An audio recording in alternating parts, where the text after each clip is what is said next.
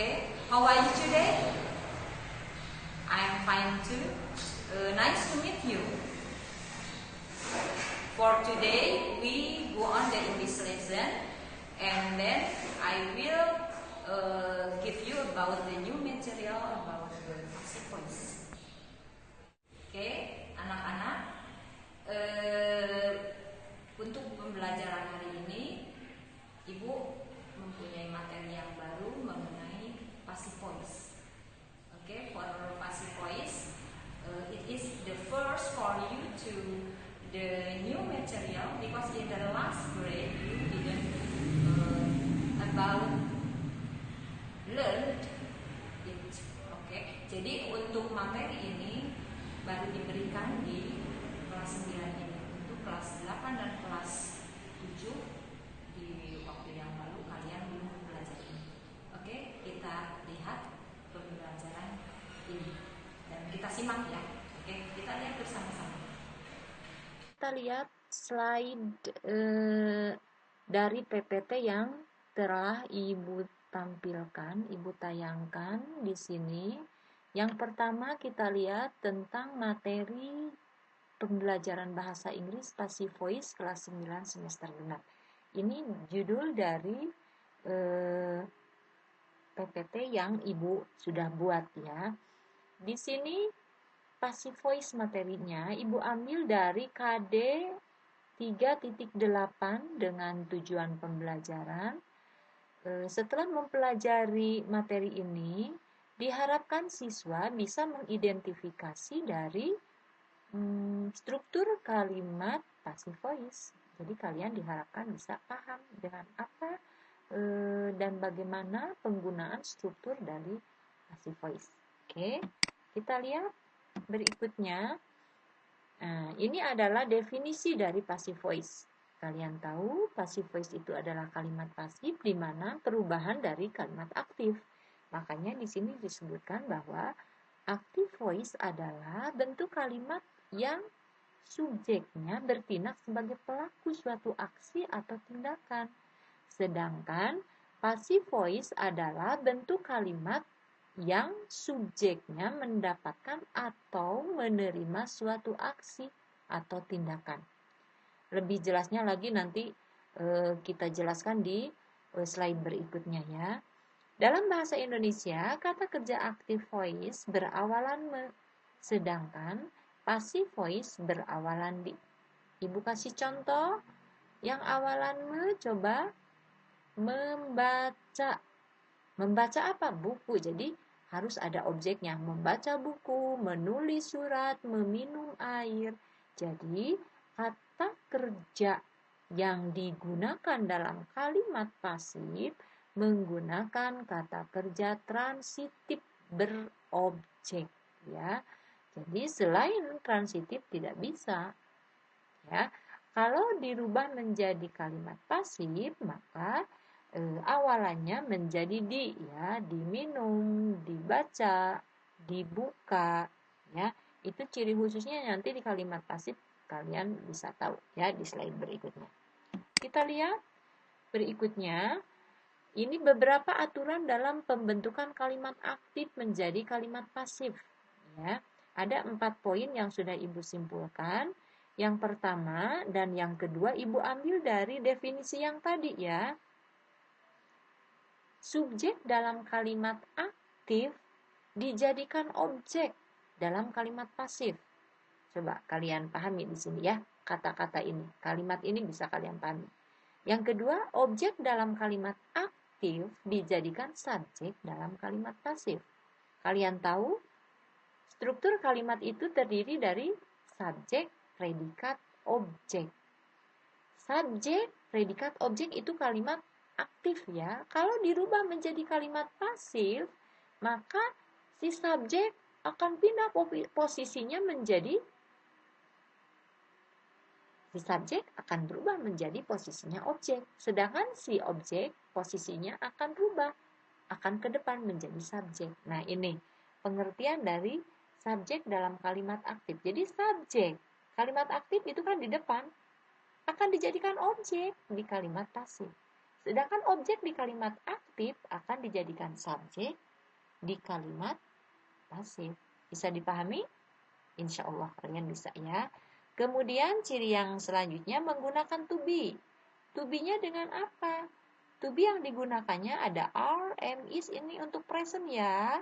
Was, were untuk past, dan been untuk perfect. Jadi ada ciri lainnya dengan menggunakan to be ya. Dan menggunakan kata kerja bentuk ketiga. Ya, itu ciri passive voice. Kita lihat slide berikutnya. Nah, ini masuk kita ke struktur ya.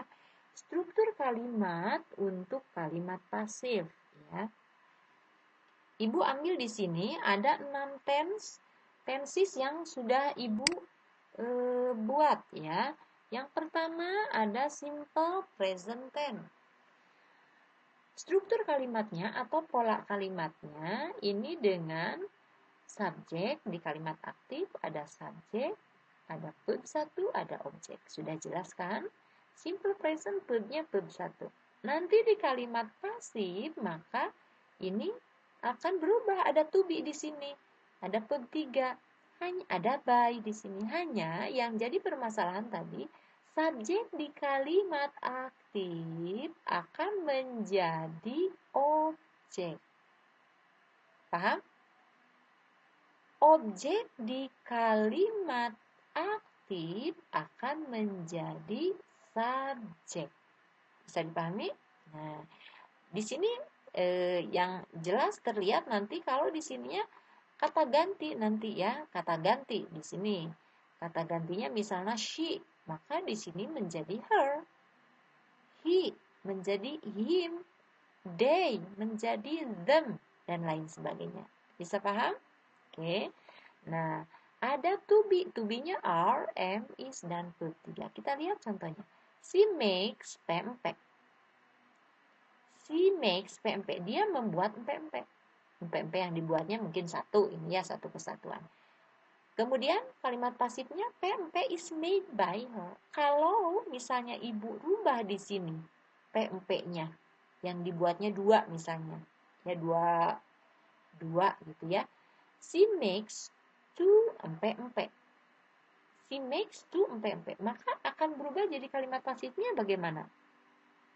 2 empek-empek are.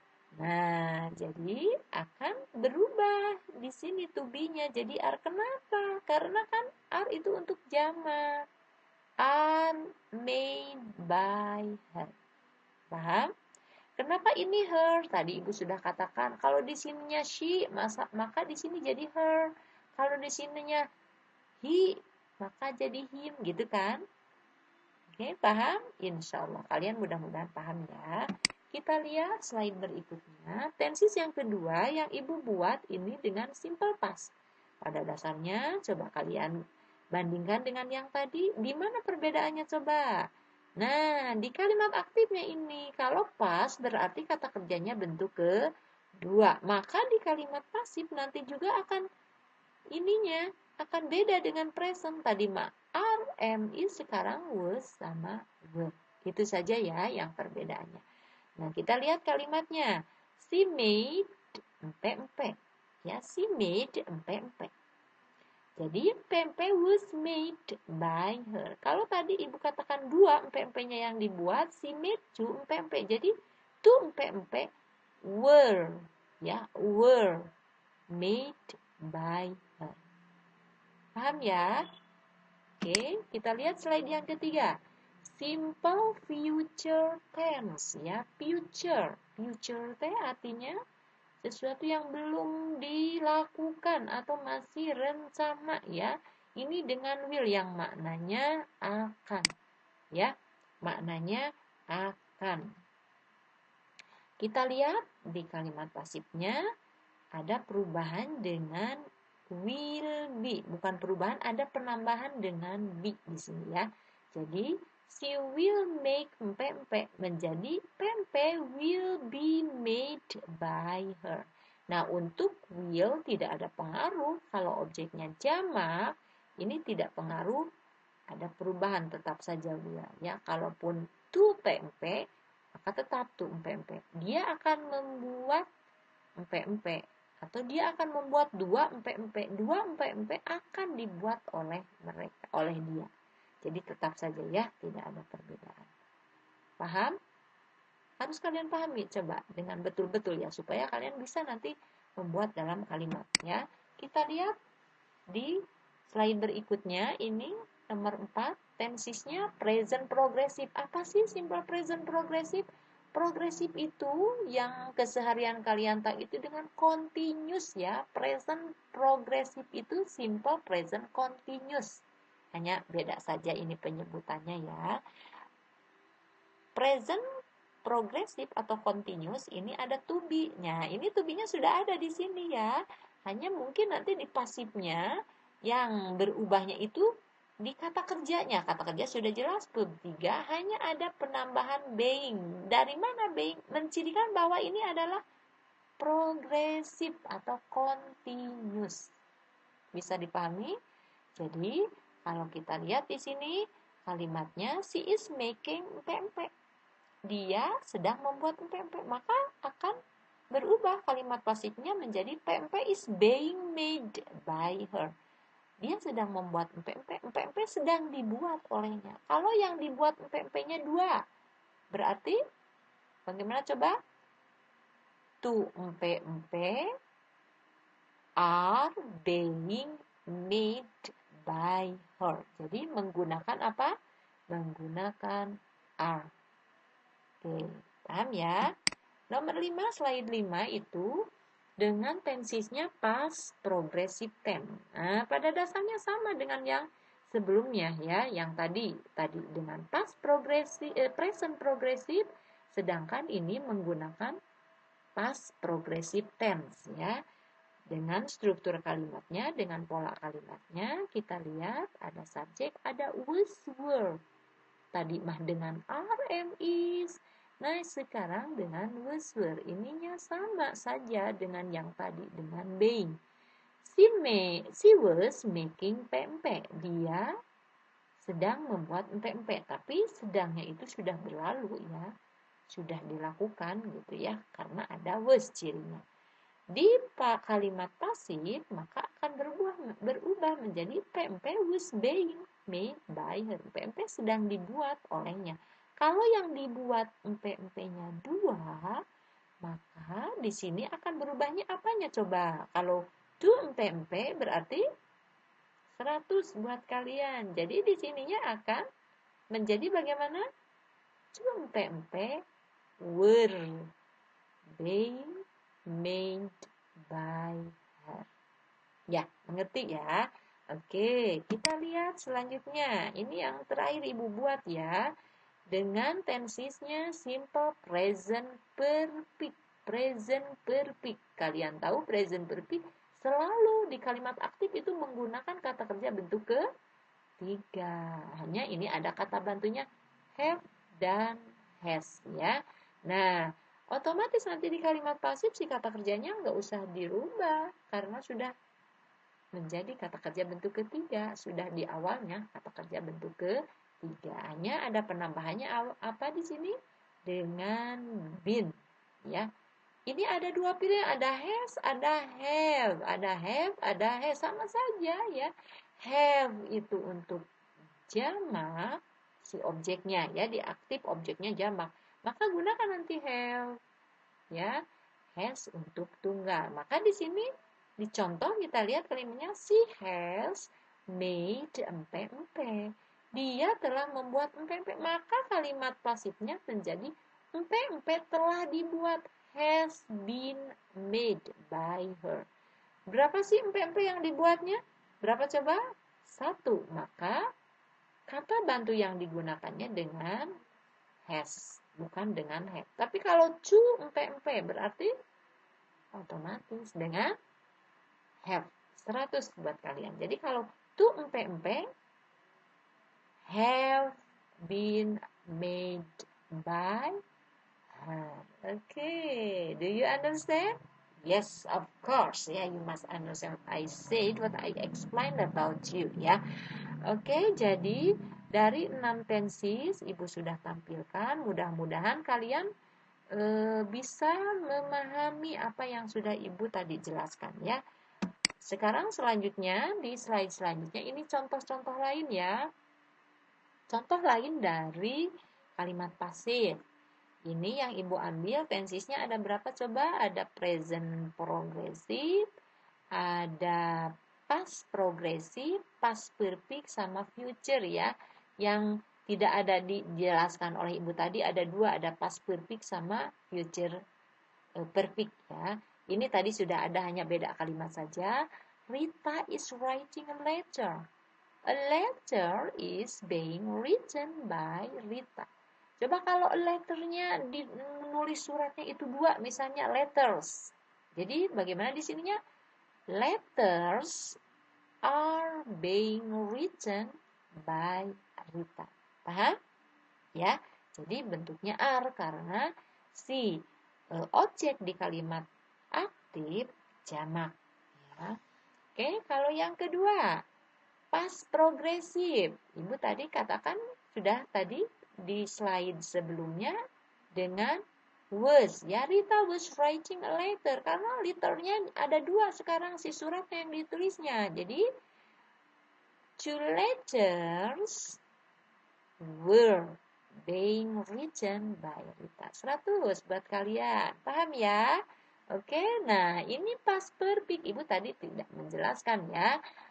Maksudnya tidak Ibu tampilkan. Tapi di sini ada di soal. Mudah saja, ini bedanya. Di present perfect dengan have has, di past perfect dengan had. Itu saja, dengan had ininya sama. Been dengan tambahan dengan been ya. Jadi Rita had written a letter. A letter had been written by Rita. Bagaimana kalau si suratnya yang ditulisnya dua? Tadi yang pertama pun Ibu present progressive sama past progressive dua. Nah, maka di sini pun two letters head-nya tidak berubah karena tidak ada pilihan. Ini mah satu head ya. Paham ya? Oke, untuk future perfect ini ada penambahannya dengan have ya, dengan have. Jadi Rita will have written a letter, maka pasifnya menjadi a letter will have been written by Rita. Bagaimana Bu kalau letternya dua? Two letters tetap saja ini mah dengan will have been. Jadi tidak ada perubahan karena satu pilihannya will saja. Paham anak-anak? Do you understand? Oke. Insya Allah kalian bisa pahami dan terus kalian baca kembali nanti ya di latihan soal-soalnya. Kita lihat yang selanjutnya. Untuk latihannya bisa dilihat di link berikut. Nanti kalian buka link ini ya. Oke, boleh kalian tulis dulu linknya. Ini ada live worksheet ya yang Ibu buat di LKPD.